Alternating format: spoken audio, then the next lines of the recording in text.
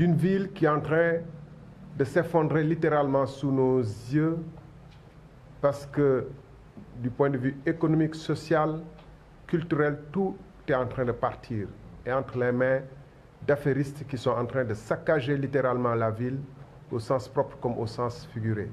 Et c'est le reflet de la situation économique que vit le Sénégal, un pays qui est entre les mains d'une petite mafia qui se partage tout. Ce qui pourrait être considéré comme tissu industriel à Thiès a disparu, a fini par disparaître. Et les réserves foncières ou les domaines industriels qui avaient été conçus par le colonisateur sous la colonisation, avec un plan d'aménagement qui voulait donner aux colons une justification de sa mission civilisatrice et de construction d'une ville.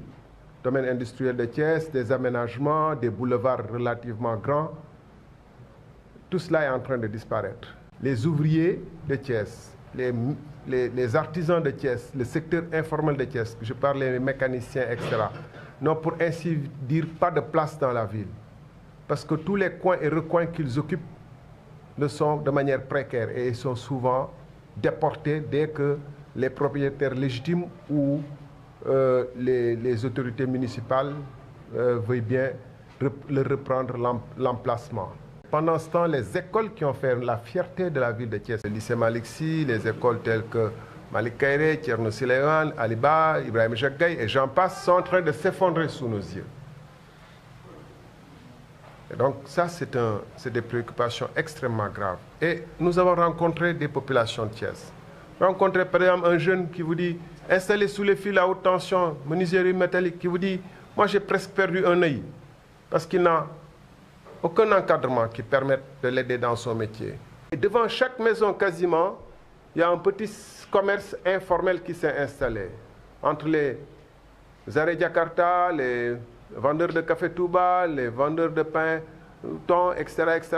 C'est véritablement une excroissance incroyable qui est en train de prendre le dessus sur Thiès parce qu'il n'y a aucune autre perspective que de prendre les pirogues ou de se débrouiller tant bien que mal. Parce que le phénomène de l'immigration clandestine est le sommet de l'iceberg de la misère sociale, de la misère économique qui frappe les jeunes, qui vous disent on en a marre d'être harcelés, on en a marre des tracasseries de toutes sortes qui nous privent de nos recettes journalières. Des transporteurs qui disent, et qui sont en grève actuellement, qui disent on en a marre des tracasseries et des pesages et toutes sortes de cet État qui ne fait rien pour nous que nous piller du matin au soir.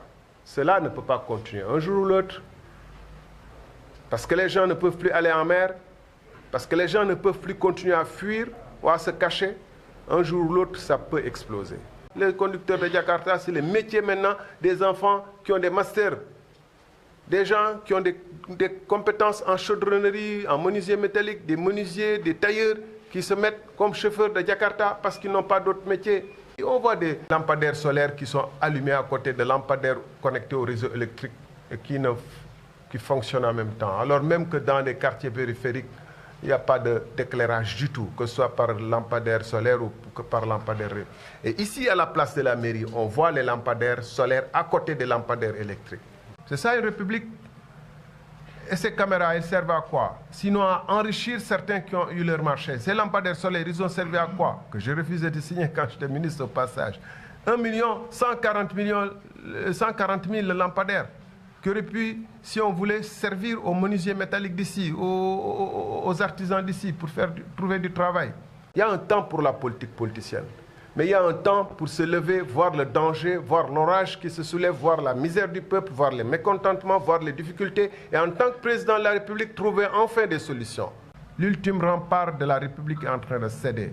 Quand on voit que l'État et ceux qui contrôlent l'État n'ont plus d'autre objectif que d'utiliser leur position pour s'enrichir, quitte à, de manière ouverte, violer les règles de l'État, alors tous les citoyens risquent, ou une bonne partie des citoyens risquent, de ne plus croire à la République, de désespérer de la République, de se retourner contre la République.